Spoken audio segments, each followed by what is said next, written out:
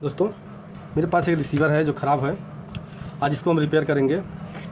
सबसे पहले हम आपको दिखा देते हैं कि इसमें हो क्या रहा है। ये रहा सीरीज बोर्ड और हम सप्लाई देते हैं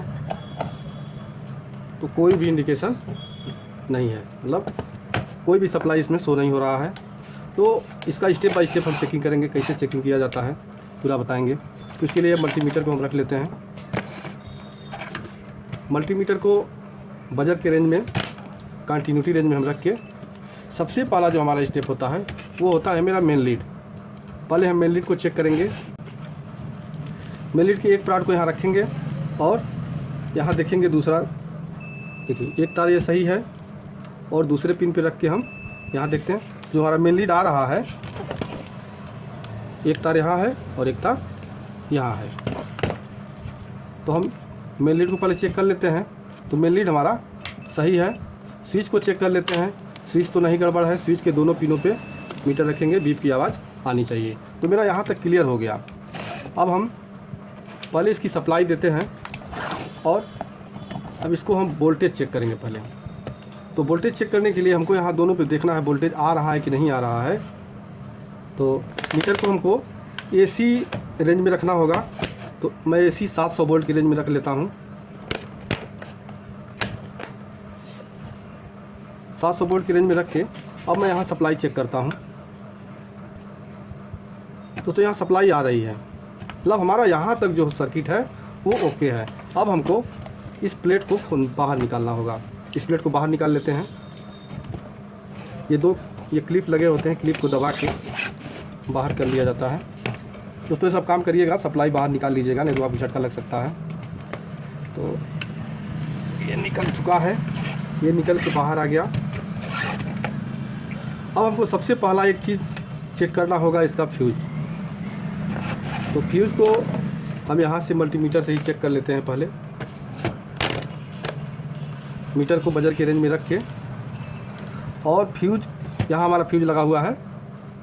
तो फ्यूज़ का ये 2 पॉइंट है, दोनों पॉइंट पे हम चेक करते हैं। तो ये फ्यूज़ ख़राब है। हम स्टेप बाय स्टेप चलेंगे, जो भी इसमें फॉल्ट होगा पूरा देखेंगे। तो फ्यूज़ को हम पहले बदल देते हैं। ये फ्यूज़ ख़राब है। फिर से आपको मैं मीटर से दिखा देता हूँ। देखिए कोई इंडिकेशन नहीं दे रहा है, जबकि यहाँ बीप की आवाज़ आनी चाहिए। हम इसको किनारे रख देते हैं। दूसरा फ्यूज़ हम ये चेक करके लगाएंगे। देखिए बीप की आवाज़ आ रही है। अब इसको हम फ्यूज़ को यहाँ लगा देते हैं। फ्यूज़ को लगाने के बाद हम फिर अब सप्लाई देंगे। सप्लाई देंगे, थोड़ा हम आपको बोर्ड इधर नज़दीक कर रहे हैं। तो ये तो शॉर्टिंग बता रहा है, आपको बोर्ड यहाँ लगा के हम दिखा दे रहे हैं। मतलब ये सर्किट शॉर्ट है। अब शॉर्ट क्या है उसको हमको ट्रेस करना होगा। तो दोस्तों, सर्किट शॉर्ट है, इसको हम पहले देख लेते हैं। तो इसका कंडेंसर भी फटा हुआ है। तो सबसे पहले हम कंडेंसर को निकाल देते हैं बाहर। कंडेंसर को निकाल, हो सकता है हमारा कंडेंसर ही शॉर्ट हो। तो कंडेंसर को बाहर निकाल लेते हैं।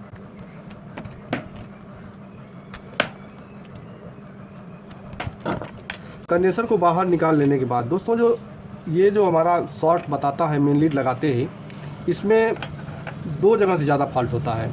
एक होता है कि मेरा जो ये मेन IC लगा हुआ है, ये IC ख़राब होता है तो भी फुल शॉर्ट बताता है। और दूसरा कंडेंसर, और तीसरा जो होता है ये जो ब्रिज रेक्टिफायर डायोड लगे हैं, यहाँ से दिक्कत होता है, यहाँ भी शॉर्टिंग होता है। तो हमने कंडेंसर को बाहर निकाला। पहले कंडेंसर को चेक कर लेते हैं। बजर के रेंज में रख के इसको हम चेक करेंगे। मीटर हम सटा के देख लेते हैं। दोस्तों, यहाँ कोई भी वैल्यू ये नहीं बता रहा है, मतलब ये कंडेंसर जो मेरा है ये ओपन हो चुका है। तो कंडेंसर ओपन हो गया है। अब हम फिर से इसको देखते हैं कि अब सप्लाई सही हुआ कि नहीं। दोस्तों, अभी भी वही कंडीशन है। अब सबसे पहले हमको ये 4 डायोड हमको चेक करने होंगे, क्योंकि डायोड शॉर्ट होने की वजह से भी हमारा सप्लाई रुक सकता है। तो सबसे पहले हम चारों पिन को ओपन कर लेते हैं, उसके बाद आपको हम चेक करके दिखाते हैं। तो डायोड के हम चारों डायोड के एक पिन को हम बाहर कर दिए हैं प्रिंट से, क्योंकि प्रिंट से बाहर करके इसलिए चेक करना होता है। अगर बाहर नहीं करेंगे तो ये जो हम चेकिंग है इसका सही से नहीं हो पाएगा। क्योंकि जो सीरीज में और पैरेलल में सारे सामान लगे होते हैं उनका भी वैल्यू बता देगा, इसलिए चेकिंग सही नहीं होगा। तो हम बाहर कर लिए हैं। अब एक एक डायोड को चेक करते हैं। डायोड जो होता है एक मार्गी चालक होता है, जो कि एक ओर से आपको वैल्यू देगा, एक ओर से वैल्यू नहीं देगा। अगर दोनों ओर से वैल्यू देता है तो ख़राब है।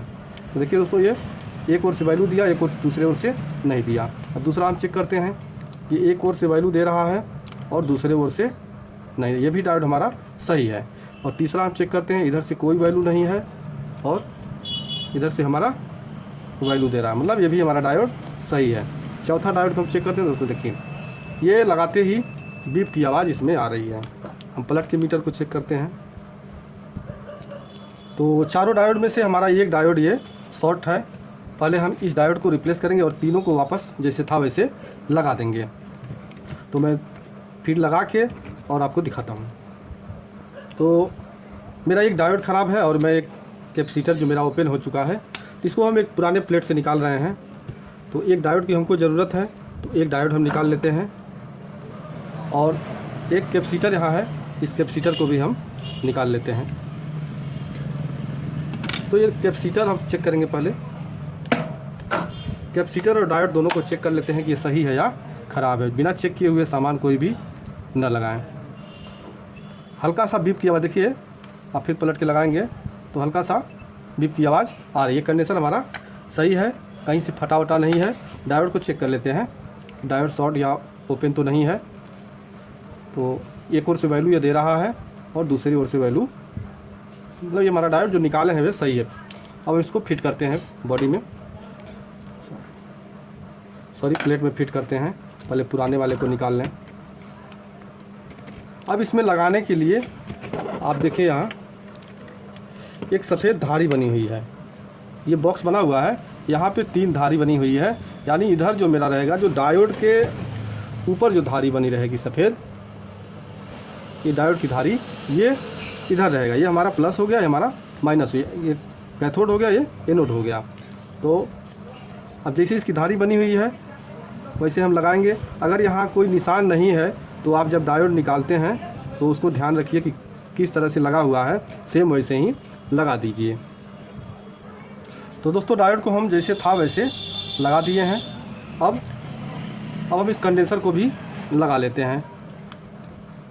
कंडेंसर को भी सोल्ड कर देते हैं। उसके बाद देखते हैं कि ये हमारा सही हुआ है, अभी कोई और इसमें फॉल्ट है या नहीं है। तो दोनों पिनों को अच्छे से हम सोल्ड कर देते हैं। हाँ, ये इसमें भी देखिएगा प्लस माइनस होता है।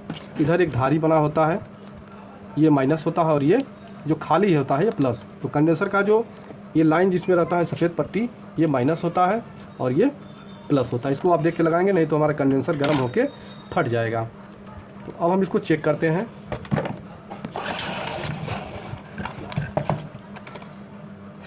बोर्ड में लगा के हम इसको चेक करते हैं। दोस्तों बल्ब तो मेरा नहीं जला और ये हमारा रिसीवर काम करने लगा।